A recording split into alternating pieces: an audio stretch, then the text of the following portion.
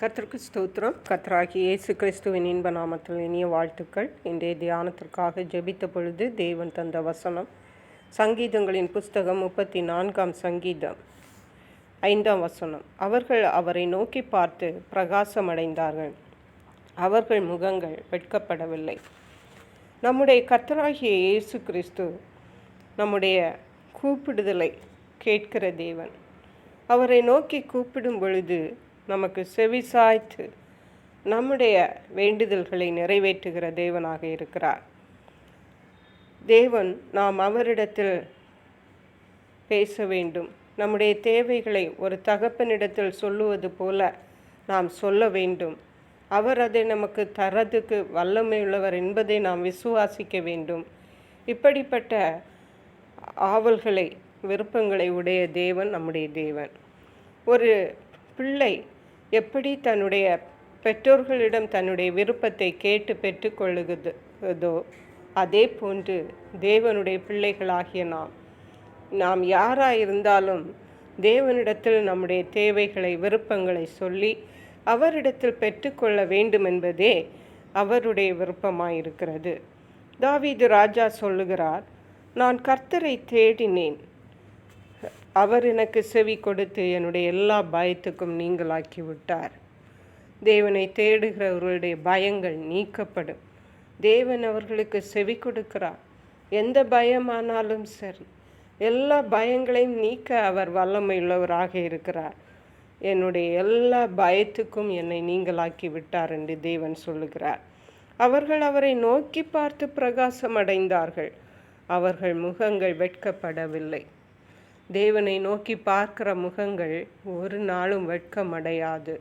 ஒருவேளை தற்காலத்தில் வெட்கம் அடைவது போல காணப்பட்டாலும் முடிவிலே அது வெட்கப்படாது என்பதுதான் உண்மை. ஏனென்றால் வானத்தையும் பூமியையும் படைத்த தேவனை நோக்கி பார்க்கிற முகங்களை அவர் ஒருபோதும் கைவிடவில்லை மாட்டார், ஒருபோதும் வெட்கப்பட விட மாட்டார். அடுத்த வசனம் சொல்லுகிறது, இந்த ஏழை கூப்பிட்டான், கர்த்தர் கேட்டு அவன் இடுக்கண்களுக்கெல்லாம் நீங்களாக்கி ரட்சித்தார். 1-2 இடுக்கண்கள் அல்ல, எல்லா இடுக்கண்களுக்கும், எல்லா பிரச்சனைகளுக்கும், எல்லா தேவைகளுக்கும் முடிவை தேவன் உண்டு பண்ணுவார். ஜெயத்தை தேவன் தருகிறவராயிருக்கிறார். ஆனால் நாம் யாராயிருந்தாலும் சரி, நாம் தேவனை கூப்பிட்டால் மாத்திரமே நமக்கு எல்லா இடுக்கண்களிலிருந்தும் விடுதலை கிடைக்கும். ஹல்லேலூயா. மத்தேயு 7 அதிகாரத்தில் இயேசு சொன்னார், 7 வசனம், கேளுங்கள் அப்பொழுது உங்களுக்கு கொடுக்கப்படும், தேடுங்கள் அப்பொழுது கண்டடைவீர்கள், தட்டுங்கள் திறக்கப்படும், அப்பொழுது உங்களுக்கு திறக்கப்படும்.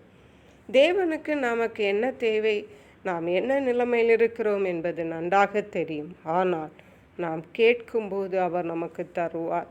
நாம் தேடும்போது நாம் கண்டடைவோம், தட்டும்போது நமக்கு திறக்கப்படும். அடுத்த வசனத்தில் இயேசு சொன்னார், ஏனென்றால் கேட்கிறவன் எவனும் பெற்றுக்கொள்ளுகிறான், தேடுகிறவன் கண்டடைவான், தட்டுகிறவன் திறக்கப்படும். யாராயிருந்தாலும் சரி, தேவனுடைய சிருஷ்டிப்பாகிய யாராயிருந்தாலும் சரி, நீங்கள் தேடினால் நீங்கள் பெற்றுக்கொள்ளுவீர்கள். நீங்கள் இயேசுவை தேடினால் நீங்கள் அவரிடமிருந்து பெற்றுக்கொள்ளுவீர்கள், கண்டடைவீர்கள். நீங்கள் அவரிடம் கேட்டால் அவரிடம் பெற்றுக்கொள்ள முடியும், தட்டினால் உங்களுக்கு திறக்கப்படும்.